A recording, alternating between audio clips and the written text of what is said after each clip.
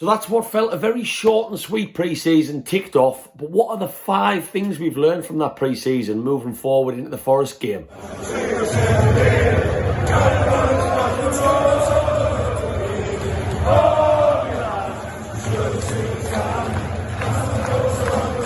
Welcome back to the video on the channel, Newcastle fans. If you are new to Black and White Bandit, make sure you drop down, give us a like, give us a subscribe, and get us on Facebook and Instagram.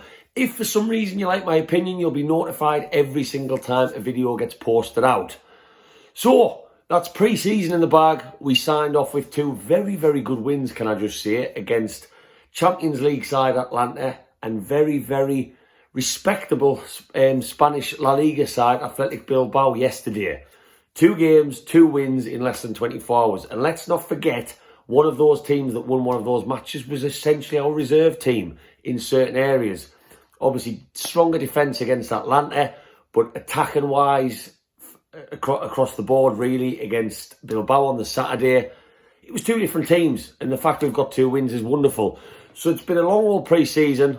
It's felt short, but it's been long if you think about where we've been and who we've played.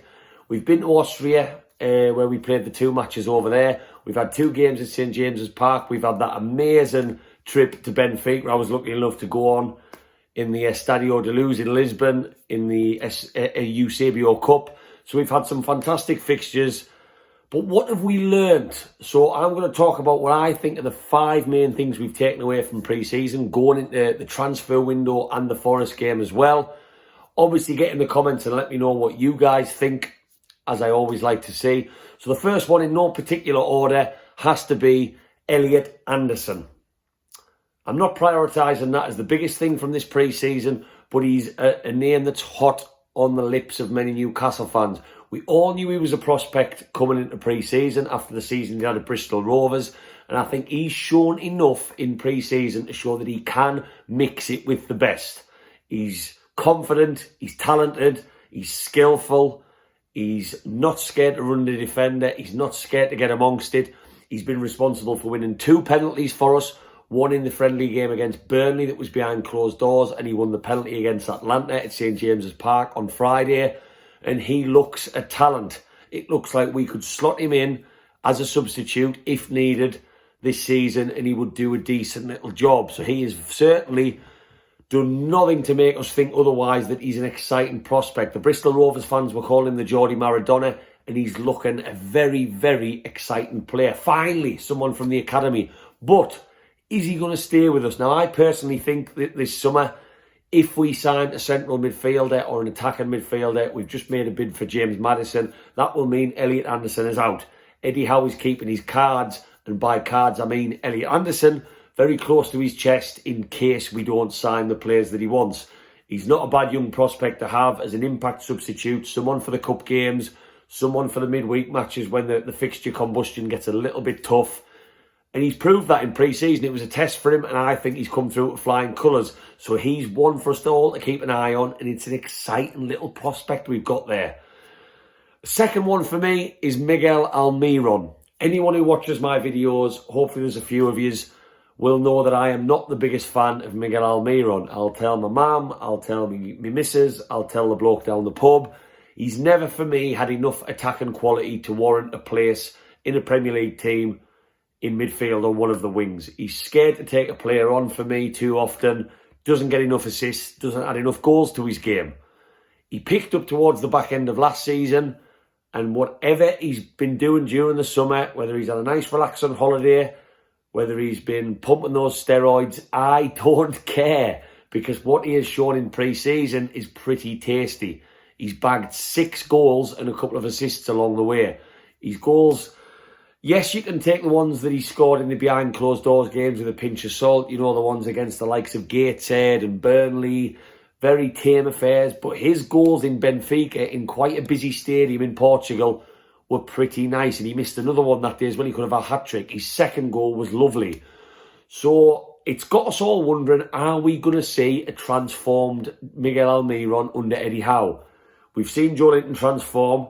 Yes, his positional change was maybe a bit by chance at the time.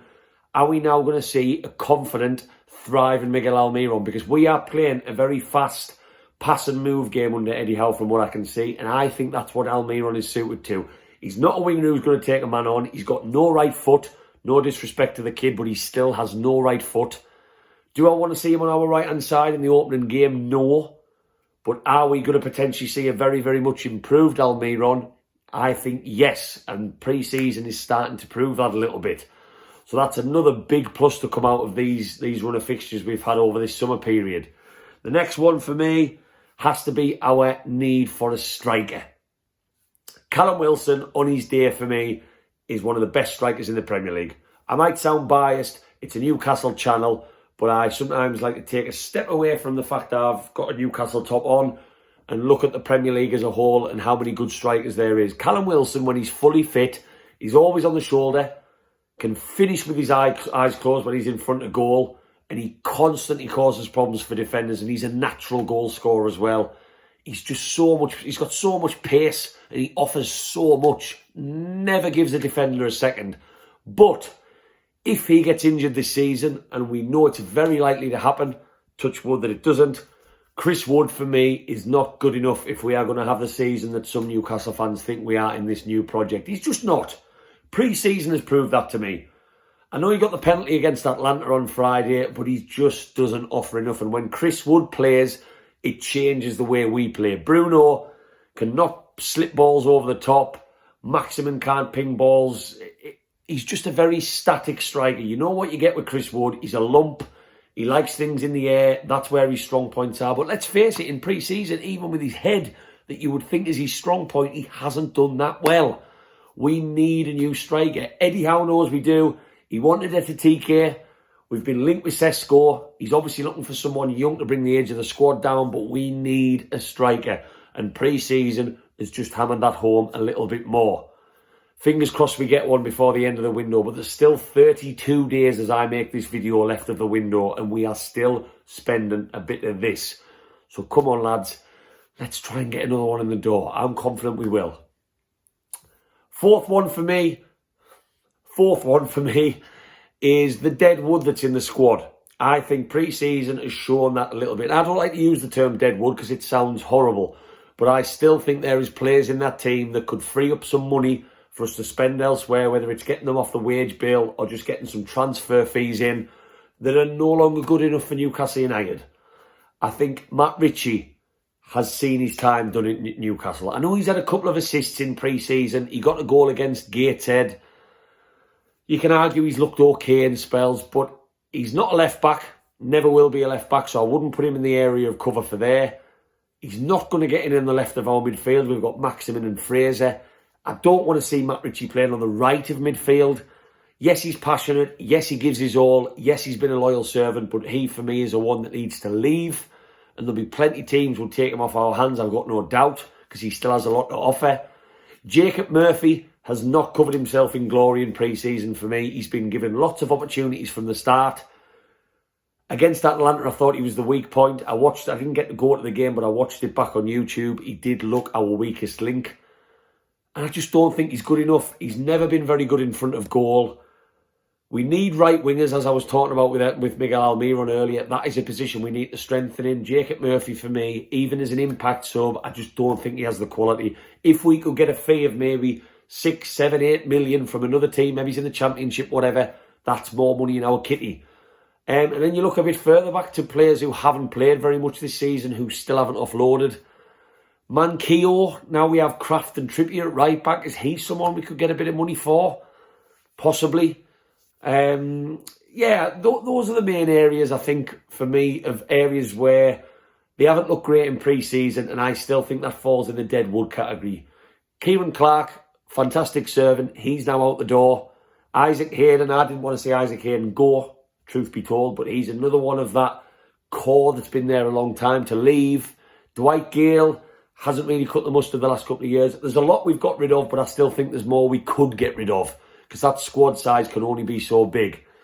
And the final one for me has to be, attacking-wise, goals. I still think in the final third of the pitch, we do need to strengthen. We just lack that little bit of quality in the final third. Don't get me wrong, Athletic Bilbao, first goal was lovely. Second goal was quite tasty from Maximin. That was nice to see. But generally, across pre-season, we've looked a little bit lacklustre in the final third. I've got no doubts about it. Newcastle's defence this season, with Botman, with Shah, with Lascelles, with Byrne, it's going to be solid. Trippier, Target, it's going to be very, very, very solid. Pope and Dubravka going for it, trying to get the number 1 spot. We are going to be better this season, sound as houses defensively. That puts the emphasis on attack. And for me, I think Eddie Howe knows it. We've made a bid for James Maddison. Are we going to get him? It'll be a difficult one. I imagine Leicester want a lot more money. But Eddie Howe is trying to strengthen. We need a striker, as we just talked about. We need another midfielder. I want a winger. Would I like to see a winger and a central midfielder? Possibly, but if I was going to prioritise, we have a lot of central midfielders. I'd want a winger. But we need more quality in the final third. Hey, the team we have now is more than capable of getting us 10th, 9th, maybe even 8th, as it stands at the moment, if we don't have too many injuries. If, with the likes of Callum Wilson being made of glass. Would we need 2 or 3 more additions between now and the end of August to push on and get these 6th, 7th sort of positions that some Newcastle fans are optimistically saying they think we will? Yes, I think we do. We need to strengthen because goals has looked a little bit lacklustre in pre-season so far. Just creating chances has looked a little bit lacklustre in pre-season. So that's my big 5 from pre-season. I'm excited as hell for the Forest game, but there's always things you can take with a pinch of salt from these games that come thick and fast during this summer spell. So I want to know, Newcastle fans, in the comments, what have you taken away from pre-season? Maybe you don't agree with me. Maybe you think everything's fine, or maybe you've spotted something I haven't. I could have probably mentioned more. Let me know in the comments because I want to know. And if you're new to Black and White Banter, drop us a like, drop us a subscribe. Because if you've watched us this long, why wouldn't you click subscribe? You must have liked something I was saying. And I've got no doubts about it. Before the Forest game, there's going to be some transfer news. So I'll probably do another video before the match preview for Saturday. Cannot wait. First game back at St James's Park. First game of the season. Oh, bring it on. And I'll see you on the next video. However, lads.